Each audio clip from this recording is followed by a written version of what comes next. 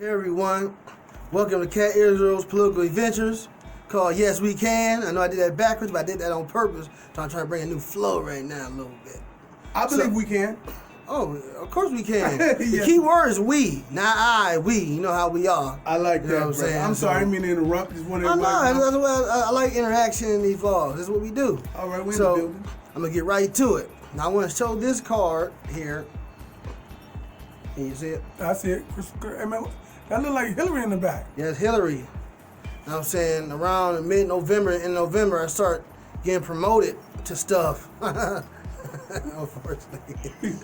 And one of the things that I got promoted for was I joined Hillary's campaign. She started early before she officially came out. So she was like, bringing the team together. President Barack Obama sent down the message to my supervisor. I got promoted to healthcare lead. So at that time, around mid-November, early December, I was a healthcare lead for Organized for Action. So even though I wasn't really my big strength, but I said, you know what, I'll take the task, let's do it. Speaking on that, I got a call from the Associated Press. Now, if you don't know what the Associated Press is, at that time I didn't know either. But they're one of the most prominent media outlets in the country. They're nationally known. And I got interviewed by the House Bill 203, the Stand Your Ground revision in 2014. I don't know if you saw my other vlog, we actually talked about this when I actually went to this Columbus to testify in a Senate hearing against the bill. And after that, I got in a little tussle with some people on Copley Road and OP, but it's all good though. And back to it, I ended up going to a meeting with the Summit County Progressive Democrats, and I had told him about it. I told my chair, Rob Groh, he was like, man, you said the AP contact you? I was like, yeah, man. I'm like, I ain't think nothing of it. He was like, man, we gotta tell people about this. I'm like, yeah, sure. So I'm like, yeah, and I come to find out it was very important. So I took a little check on that one. But let's fast forward to the healthcare part. I had a big event I had to do. I had a guy named Matt Caffrey. He was over Get Covered America in our region. Shout out to Matt Caffrey. And shout out to Marissa Clark, too, because she was my contact out of Cleveland with the Get Covered America. Okay. So one of our main missions was to basically, Obamacare just started. It was getting a lot of people on the marketplace. So I had to do my homework. I got my dossier, giving me the options, what to say, what to do. I linked up with Matt Caffrey, and he said, hey, man, you got to go link up at this event.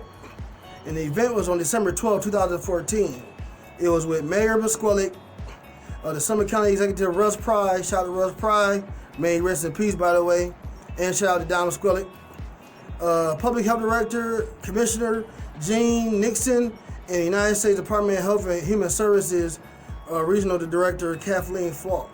And this was at the Summit County Public Health Building on West Market Street in Akron, Ohio. This thing was huge. It's like when you going in, you see all the big wigs in there, and you like, I'm just a small pea in the pod, just circling around, trying to get marinated. But after that event, I learned how governments can come together to actually get things done. Now, that particular press conference, you had the federal government, the state government, local and county governments working together to try to get the marketplace set up for everyone to get cheaper health care. Mm-hmm. That was the theory, by the way.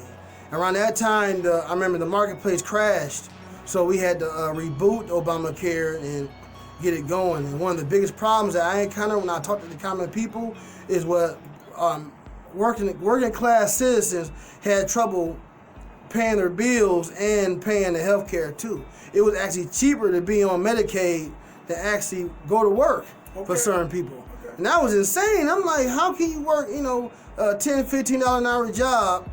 And before Obamacare came, you was paying roughly about $150, $200 a month, depending on what you have in your premiums, what you have in your options. A lot of doctors, the issue was a lot of doctors and certain hospitals wouldn't take coverages on Obamacare.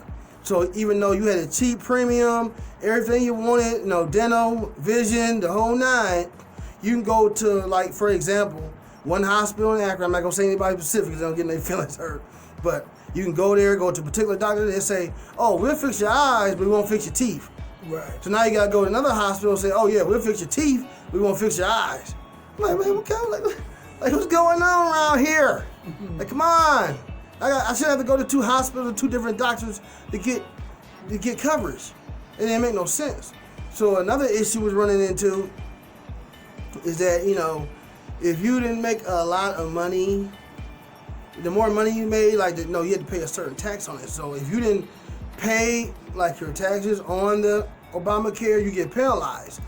And how you usually get penalized is when you're around this time of the year, January, February is, what's coming, tax season. So everybody want to get their taxes, right?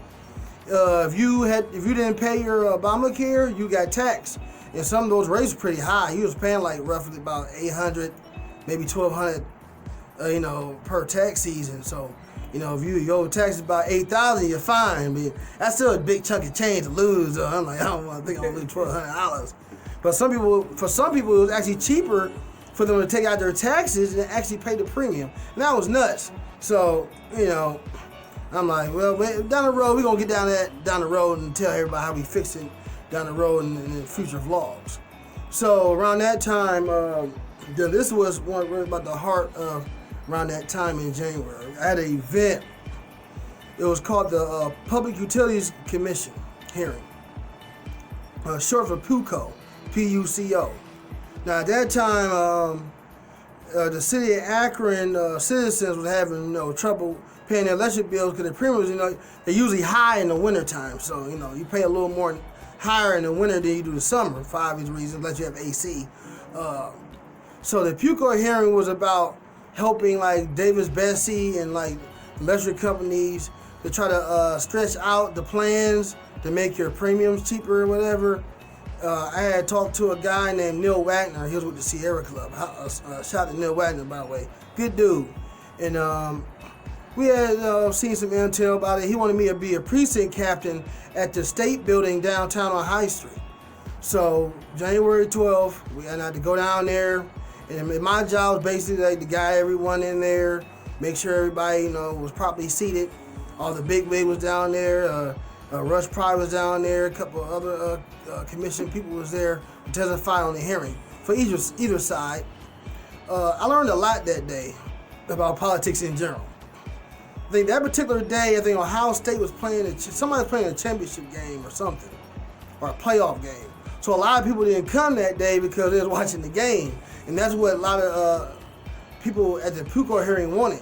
Because the less citizens are engaged in making change for your community, the more you give entities and governments the ability to make decisions for you. And sometimes you don't really want that to happen, especially if you want to get your rates cheap as far as electricity, gas, etc., what have you. Because we did that event, and we also had one in Cleveland, we ended up getting the city of Akron citizens' rates lowered down the road. But we're going to talk about that down another vlog later. But long story short, because we did that event, we knocked some of the premiums on our electric bills down for that year. For the next 2 years. So 2015-16 for sure, our rates was lowered. So in closing, before we end, I'm gonna talk about me going to Chicago. Now I was doing so good around that time. I got invited to go to our headquarters in Chicago, on the north side downtown, and I had went there.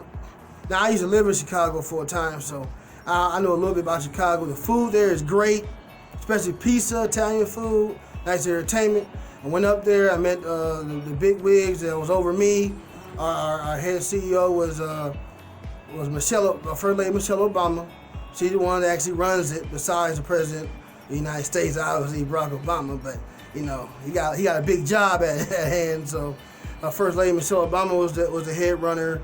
The head CEO was Sarah El-Amin. Shout out to Sarah El-Amin.